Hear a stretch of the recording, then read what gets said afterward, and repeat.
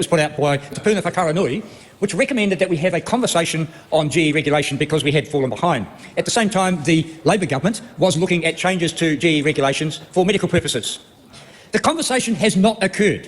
What we have received in the House is a bill that will have limited scope for change that this government is going to proceed with. The question I have, who paid money to bring this bill into this House?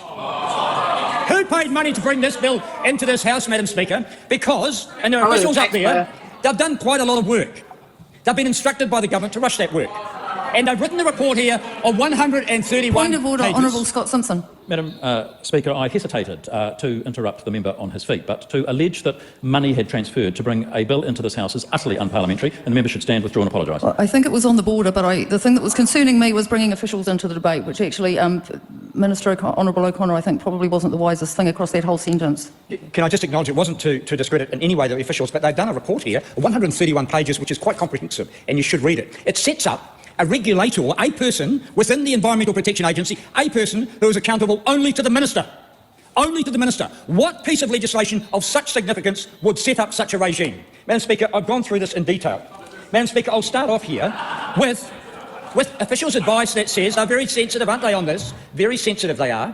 Quote, we are unable to comprehensively quantify these expected benefits on technology development is uncertainty. As technology development is uncertain, there are few ready-for-market gene technologies in New Zealand currently, and the makeup of New Zealand's food and fibre industry is distinct. Madam Speaker, the reality is that our economy depends on the production and the sale of the finest food and fibre in the world. Our economy depends upon it. And the report quite clearly says that there is general enthusiasm and support for progress in medicine, but not in the food and fibre sectors, which is where a conversation needs to occur. Madam Speaker, I'll go through this again and quote here. Current understanding of the current and potential gene technology sector limited our ability to outline both benefits and potential impacts, and is in part a consequence of the existing regulatory constraints on the activity. Madam Speaker, they go on to say the scope limitation has meant that we have not considered all potential options that may have effectively addressed key issues underlying. This has been rushed. There has been no conversation. In here it once again says that there may not be the public licence to progress the very changes that this government may want to see. And indeed, I want to see as well, but I want to see a cautious progress here. Can I go on to say, Madam Speaker, from this report that everyone should have, the policy development process has been limited by a timeline seeking to cabinet approval of policy decisions to enable the introduction of a bill into the House before the end of 2024. In order to enable the regime to be operational in 2025, this has compressed the analysis able to be undertaken in a highly complex area and may mean options, impacts and consequences were not or fully considered.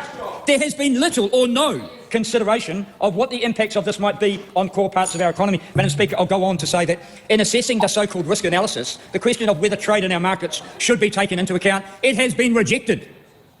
It says here, Madam Speaker, the expected eventual release into the environment of some GMOs would involve potential risk for trade and market access because trading partners may not accept exports that have been contaminated by GMOs, incidentally or otherwise. This puts at risk our markets and the sale of all of our primary produce, and there has not been any proper consultation, proper consideration, and indeed this bill prevents the consideration, on the basis of the recommendations in here, prevents consideration of those market access. This is potentially disastrous for trade, Madam Speaker.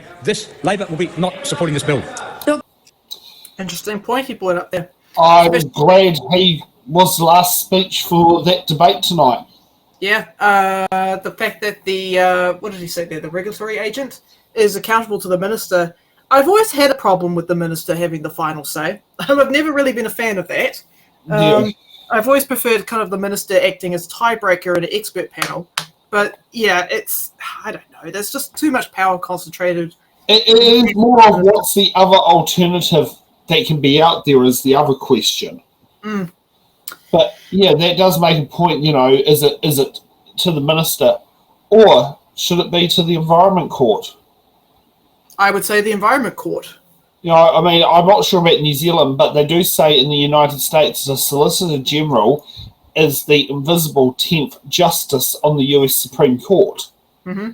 Could that be the regulator is the invisible person to the Environment Court, which tends to basically deal with these issues when there are disputes? Which of the two has got the least political bias? Is Yeah, it the court usually the or is it the courts. minister?